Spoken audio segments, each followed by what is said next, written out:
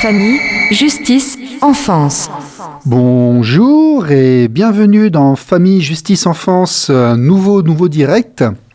Alors, j'ai une très mauvaise nouvelle pour vous. Nous étions censés recevoir ce soir Ariane Bileran. Écoutez, Ariane a un impondérable. Elle nous a prévenu, elle s'est excusée gentiment. Elle ne pourra pas être là ce soir. C'est reporté pour une nouvelle occasion. Son co-auteur n'est pas disponible non plus, donc voilà, on va se débrouiller sans. Et puis si éventuellement, parce que j'ai contacté des personnes pour essayer de la remplacer, mais on m'a prévenu tard, c'est compliqué. Donc voilà. Écoutez, je voulais pas vous laisser en plan, je voulais le faire quand même. On va essayer de se dépatouiller et de faire cette émission. Écoutez, à l'improviste, on fera des actualités. Ceux qui sont sur YouTube, profitez-en, posez des questions, puisque vous allez, je vais pouvoir on va faire une interaction à l'antenne. En attendant, on va commencer par un peu de communication, par un peu de mettre à masse. Ça faisait longtemps. On va voir si ça marche. On va lancer Michel ça. Amas, je suis avocat au barreau de Marseille. Je défends principalement les parents d'enfants placés dans ce scandale qui est celui de l'aide sociale à l'enfance en France. Il y a une grand-mère qui vit avec sa fille et sa petite-fille depuis 8 années. La fille est en souffrance, elle est dépressive, elle est alcoolique, il y a un vrai problème. En avril dernier, la mère meurt. Ne reste que la petite-fille et sa grand-mère. Les services sociaux ont décidé en juin de placer la petite fille en famille d'accueil pour autonomiser l'enfant parce qu'elle est trop proche de la grand-mère. Depuis maintenant 7 mois, pas de son, pas d'image. Le poste est peut-être vacant. C'est ça que l'on vit à l'heure actuelle. On brise, on détruit. La vie de cette grand-mère, c'est du vent. Ce qui se passe est inacceptable et on se tait, on ne dit rien. J'ai l'impression de lutter contre des moulins à vent la plupart du temps. Ce que l'on vit est un scandale. L'aide sociale à l'enfance en France, c'est le mal. Il exagère un petit peu quand même, comme toujours. C'est un avocat, c'est un grand orateur, c'est Michel Amas. Mais en fait, il a quand même l'immense avantage de pointer du doigt un sujet qui est trop ignoré, qui est trop souvent ignoré, et il le fait très bien. Alors on va en faire une petite deuxième, voilà. Je suis avocat au barreau de Marseille. Je travaille essentiellement dans les dossiers d'assistance éducative et de ce que l'aide sociale à l'enfance peut faire comme dégâts dans la vie des familles. J'ai parfois envie de vomir. À Paris, j'ai envie de vomir. À Paris, il y a une petite fille qui a un cancer dans un stade très avancé pour lequel le diagnostic est vital et largement engagé, pour lequel il y a un conflèvre du poumon, un cancer de la plèvre. C'est compliqué. Avec deux parents qui ne sont pas vraiment en dispute, qui sont en souffrance. Donc ils vont rentrer en conflit avec les médecins en disant mais tentons tel truc, tentons d'aller à la Pitié-Salpêtrière, tentons autre chose. Les services sociaux de Paris ont eu la bonne idée de placer l'enfant en janvier. C'est-à-dire il ne reste pas grand temps peut-être à cet enfant de vie. Elle va les passer sans ses parents, mais surtout, ils ont exclu les grands-parents, les oncles, les tantes, tous les amis de cette petite fille de 7 ans. Ils ont exclu tout le monde. Cette petite fille passe peut-être les derniers mois de sa vie seule, avec les services sociaux dans un endroit où elle est placée. J'ai envie de vomir. C'est-à-dire que ces gens ont été convoqués à une audience à la ramasse au dernier moment, donc ils n'ont pas pensé à mal. Ils n'ont pas pensé une seconde qu'on pouvait briser des vies comme ça, les piétiner, les mépriser. J'ai honte et je suis en colère. Je suis en colère et si vous ne l'êtes pas, je ne comprends pas. Il faut qu'on dénonce ce que font les services sociaux en France. Bon. Alors, oui, donc Michel Amas qui dénonce un problème qui effectivement existe, qui est présent, qui est même prégnant, pourrait-on dire. Il faut quand même pas jeter le bébé avec l'eau du bain, mais ça pose un certain nombre de problèmes. Donc là, on a un avocat qui s'exprime, qui dit effectivement que pour protéger nos enfants, ça fonctionne mal, qu'il y a des soucis au niveau... on en a écrit un livre, on en a beaucoup parlé ici. Par contre, il faut passer par des avocats. Et bon, je suis désolé, j'improvise dans cette émission où l'invité m'a fait faux bond. Alors, nous, on est en train d'essayer de définir ce qu'on appelle des questions prioritaires de constitutionnalité, des QPC, notamment pour essayer d'obtenir la gratuité de ce qui est censé être le service public de justice en France. Et normalement, on devrait avoir une gratuité. Qui dit service public dit gratuit. On ne devrait pas être obligé d'y laisser tous nos biens qui ne sont pas déductibles des impôts sur le revenu, qui ne sont pas déductibles des calculs CAF, et donc qui sont pris sur, sur nos économies et sur nos fonds propres. Voilà, je vais essayer d'expliquer ce que c'est. C'est une vidéo que j'ai mise sur YouTube, que vous retrouvez sur la chaîne YouTube, qui concerne notamment ces questions prioritaires de constitutionnalité et des choses qu'on est en train de mettre en place dans la communauté de la justice. On vous sollicitera pour faire des demandes massives sur ce point-là. Bonjour, je voulais vous parler aujourd'hui de 2 procédures importantes que je suis en train d'effectuer pour notre cause. Là, une question prioritaire de constitutionnalité et également une procédure au tribunal administratif. En fait, la procédure au TA, je suis en appel et j'ai lancé la QPC en même temps que la procédure au TA. Je suis au TA pour essayer de faire monter jusqu'en juridiction supranationale au niveau de l'Europe le fait d'établir que la justice est un service public, avec donc tout ce que cela sous-entend et tout ce que l'on peut en déduire. Vous voyez, c'est une question qui est extrêmement importante parce que si l'Europe définit que le service public, que la justice est un service public, on rentre dans tout ce qui est gratuité, obligation de performance, et il y a vraiment un intérêt. Et dans cet appel, parce qu'il faut passer par toutes les juridictions pour aller jusqu'à l'Europe, j'ai lancé une QPC. Et cette QPC, je voudrais vous en parler parce qu'elle est intéressante, je pense, et comme aujourd'hui, j'ai reçu l'accord. Elle va être effectivement lancée, et j'ai le papier disant que la requête a correctement été déposée et que tout est bien parti. Maintenant, je peux en parler, je peux la dévoiler, voilà. Alors, ça se passe à la commission d'appel de Bordeaux. Je pense qu'on passera par le Conseil constitutionnel pour la QPC et que celle-ci montera jusqu'à en juridiction nationale. Voilà. On a l'Europe. Alors, comme indiqué, cette démarche vise à solliciter en fin de recours un avis au niveau européen sur la question de savoir si les services de justice français, en tant que service public administratif, sont soumis aux exigences et réglementations correspondantes. Voilà, ce que je vous disais, les services de justice sont effectivement un service public, et ça, vous allez voir, ça a son importance. Donc je lance une QPC, en vertu de l'article 61.1, qui est une question prioritaire de constitutionnalité. Le détail de la QPC, je vais vous la lire. Je conteste la légalité de l'obligation faite aux citoyens de recourir au service d'un avocat, prestataire privé et payant, pour initier des procédures judiciaires ou accéder aux informations les concernant, au tribunal administratif, mais également dans tous les types de procédures judiciaires ou administratives. C'est-à-dire qu'en fait, moi je constate que lorsqu'on veut accéder à des informations ou autres, on dit systématiquement passer par un avocat. L'avocat, il est payant et donc ça coûte de l'argent qui est déduit sur nos fonds propres et nos économies, qui n'est pas pris en compte par l'impôt sur le revenu, les calculs CAF et ce genre de choses. Et donc, il y a un achat forcé.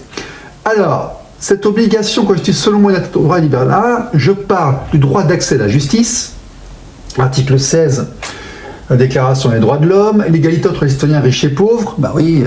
Quand je vois des gens qui en sont à 150 000 euros pour leurs enfants et autres, ça me laisse un peu songeur quand même, parce que c'est pareil, ce sont des maisons qu'ils n'ont pas pu acheter, uniquement pour demander le respect de leurs droits. Ça va pas. Ils ne peuvent pas forcément faire ça. Le droit à un procès équitable et autres, et j'explique que les honoraires des avocats représentent des sommes significatives, non déductibles des impôts sur le revenu, ni des calculs de la CAF, et sont prélevés sur les dépenses de loisirs, les économies ou les biens personnels des citoyens, conduisant parfois à un appauvrissement.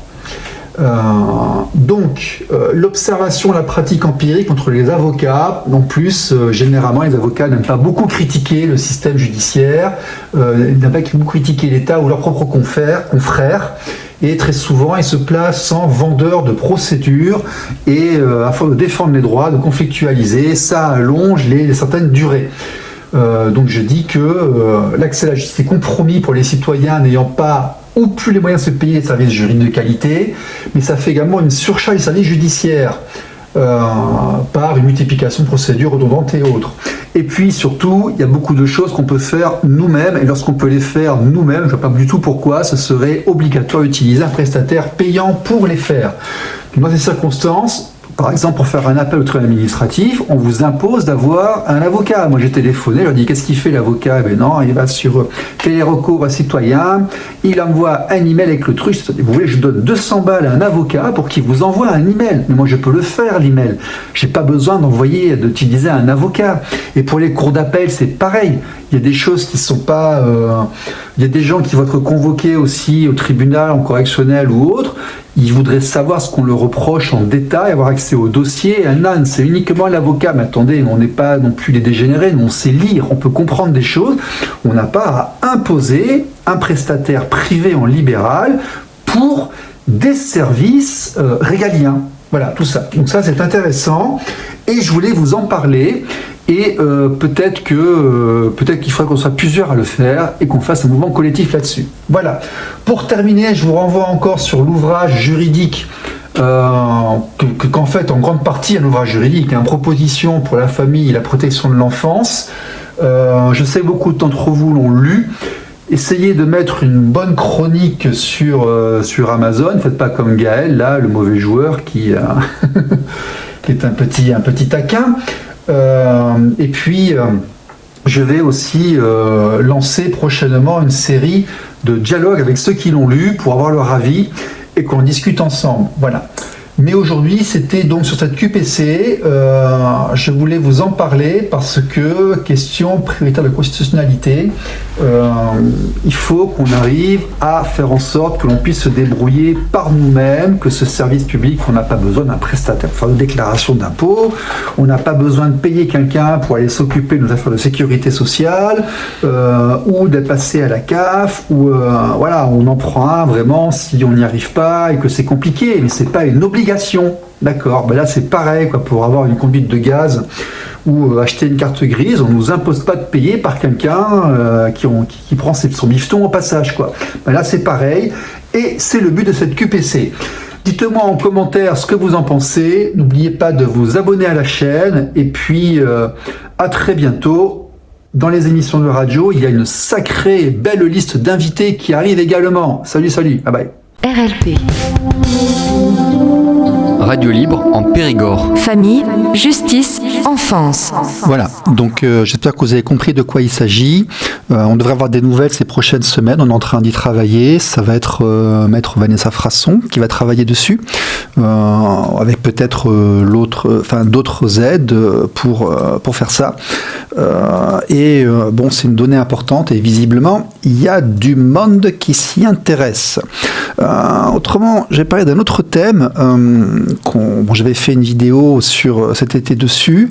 Dans le Périgord, on dépense 85 millions d'euros par an. Ils en ont fait un Grenelle et autres. On s'est rendu compte que il y avait énormément d'enfants qu'on avait explosé les records au niveau national par rapport à la protection de l'enfance. C'est aussi un petit scandale parce que c'est de l'argent qui ne va pas ailleurs. Moi, je pense notamment... oui, il y a trop... Enfin voilà, écoutez, c'est encore un autre épisode en fait. Attendez, je coupe les trucs qui n'ont rien à faire.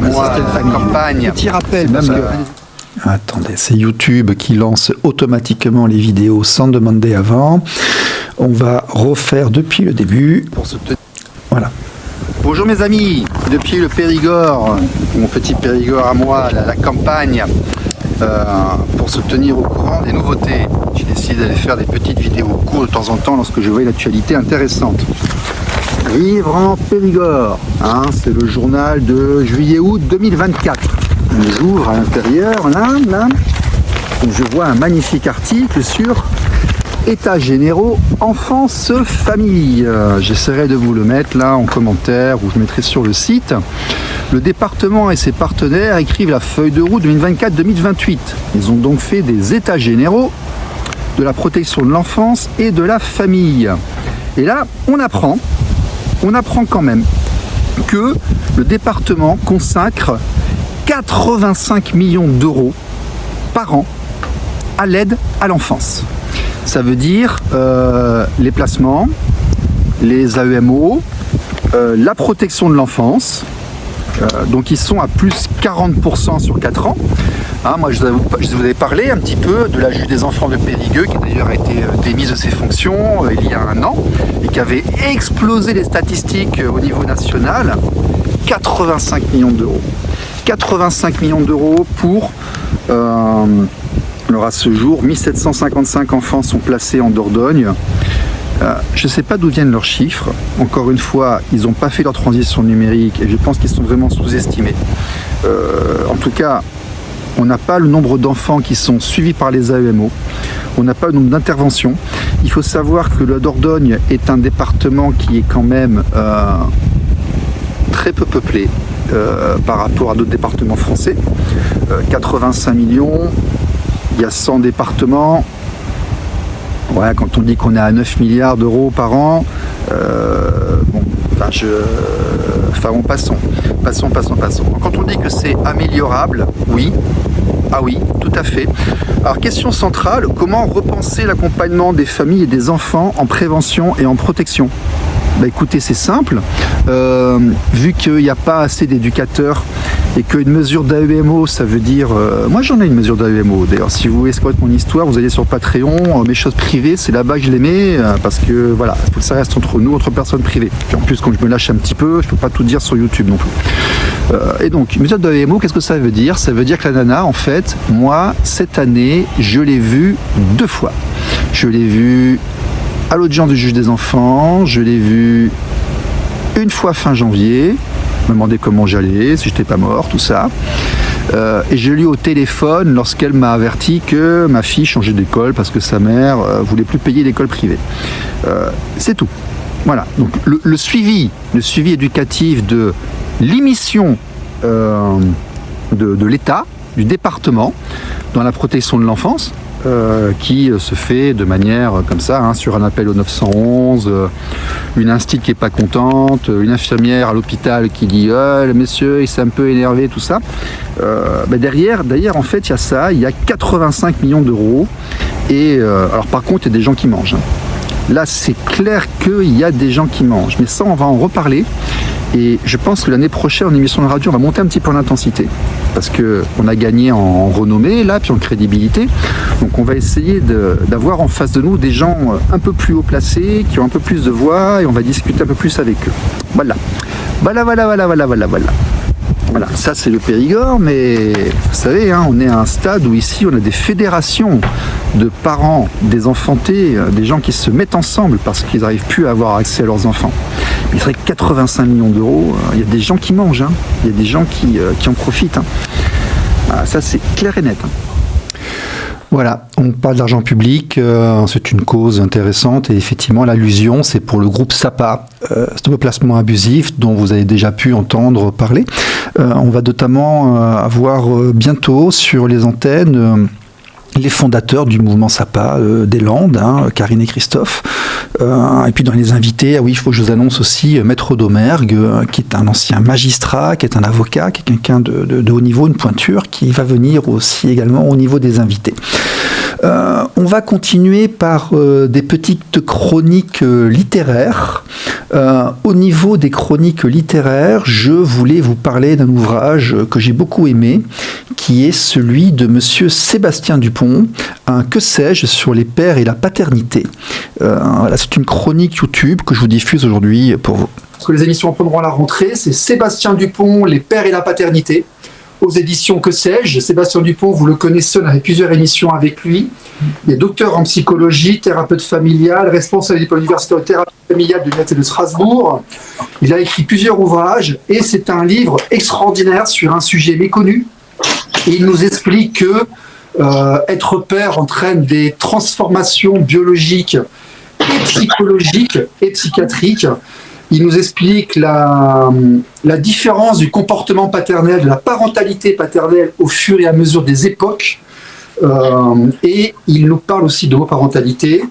Et il nous parle effectivement de comment on pourrait améliorer la place du père dans la société actuelle et les institutions. Je le recommande. RLP. Radio libre en Périgord. Famille, justice, enfance. Voilà, c'était donc un préliminaire à une interview avec Maître Dangléan, que vous avez aussi pu entendre sur cette antenne il y a quelques semaines. Autre chronique littéraire, j'ai découvert avec grand plaisir. Il était une fois la famille d'Emmanuel Todd. C'est intéressant, c'est vraiment bien. Mais écoutez, je vous la diffuse ce soir pour Ariane Billerand n'est pas là, mais nous avons plein de choses pour remplacer la chronique de Il était une fois la famille d'Emmanuel Todd. Petite vidéo du soir, espoir, vidéo littérature ce soir. Je voulais vous parler d'un ouvrage que je viens de lire qui m'a beaucoup plu. Il est critiquable aussi, mais il est quand même vachement bien. C'était une fois la famille d'Emmanuel Todd. Alors, c'est une bande dessinée. Alors, on a vu mieux, comme design, même s'il paraît que le mec qui a dessiné, là, il s'appelle Terror Graphique, là, il paraît qu'il est bon et tout. Il y a des trucs caricaturaux et autres. Mais il y a aussi des petits bijoux. Et je voulais vous en parler par rapport à ça.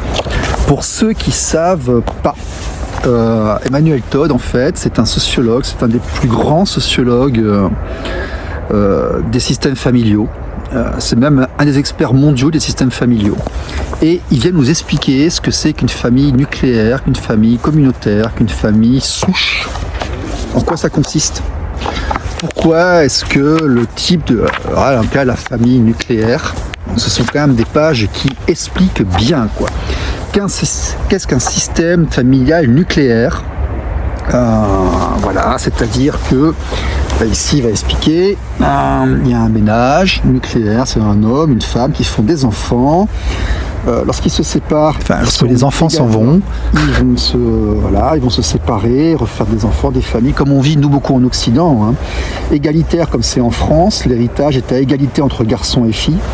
Et la famille nucléaire qui peut être absolue, il n'y a pas de règle d'héritage. Les parents répartissent les biens quand et comme ils le veulent. Ça, c'est en Angleterre. Il y a des familles de modèles aussi où l'aîné a une importance par rapport à d'autres. Donc il parle de la France, de l'Angleterre, de l'Allemagne, de la Chine, de la Russie. Il explique que ces modèles traditionnels familiaux entraînent des structures et des types de sociétés. Donc il explique par exemple l'arrivée du communisme par rapport au type de famille russe, qui avait l'air, qui était un peu plus bordélique que le nôtre visiblement, où tu te maries très jeune, ce qui fait que le papa, il a parfois des visées sur la jolie petite blonde qui est avec toi là. Dans la même maison, les enfants partent pas, ils restent dans la même maison. Que ce qui peut arriver après, et groupe qui protège beaucoup plus. Le tsar, le communisme. C'est une théorie qui est intéressante. Il parle aussi des modèles qu'il y a en Allemagne. Il dit la façon de faire, on y retrouve les raisons de la rigueur allemande.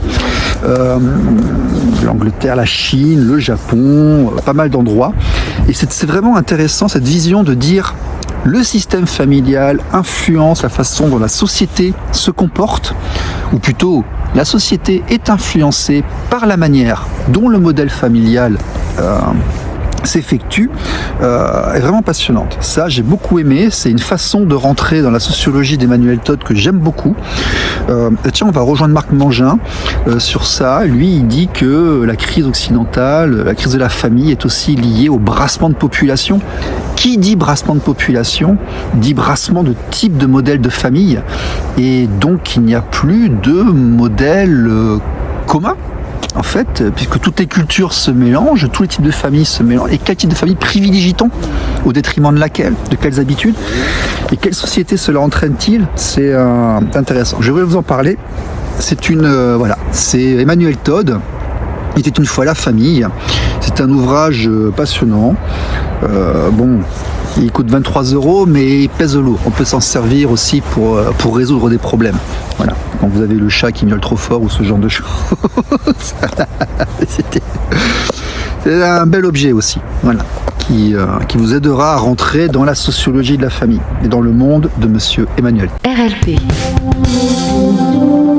Radio libre en Périgord. Famille, justice, enfance. Bien, bah écoutez, jingle. RLP.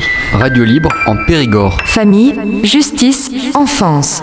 Bon, bah, on a plus ou moins sauvé les dégâts dans cette imprévue dernière minute d'invité absent.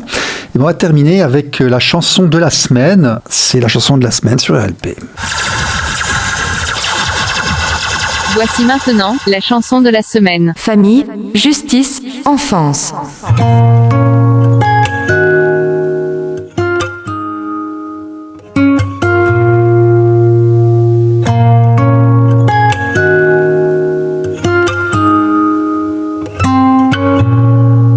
J'avais pas prévu d'un jour adopter mon enfant, j'ai dû surtout m'adapter. Y a pas que les gènes qui font les familles, des humains qui s'aiment suffisent. Et si l'averse nous touche toi et moi, on la traverse à deux, à trois. Et si l'averse nous touche toi et moi, prends ma main de beau papa. Je t'attendais pas, je te laisserai pas. Même sans le même sang, on s'aimera. Non, je ne volerai jamais la place du premier qui t'a dit je t'aime. Sur ton visage, on voit son visage et c'est ainsi que tu es belle. De vous à moi, c'est moi j'avoue qui me suis invité dans sa villa, dans la vie où elle n'a rien demandé. Et si l'averse nous touche toi et moi, on la traverse à deux, à trois.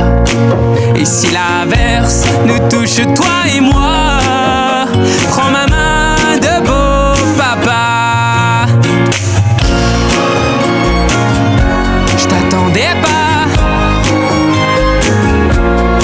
je te laisserai pas. Même sans le même sang, on s'aimera.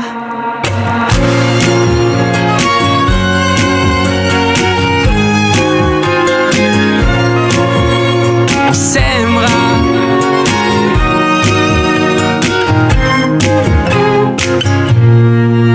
J'avais pas prévu d'un jour adopter en vérité nue. C'est toi qui l'as fait, y a pas que les gènes qui font les familles du moment qu'on s'aime. Et si l'averse nous touche toi et moi, on la traverse à deux, à trois. Et si l'averse nous touche toi et moi, prends ma main, dis branle-la. Je t'attendais pas, je te laisserai pas. Même sans le même sang, on s'aimera.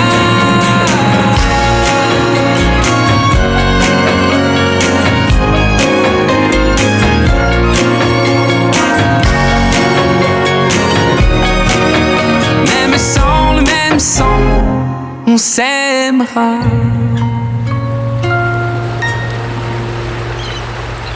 RLP. Radio libre en Périgord. Famille, justice, enfance.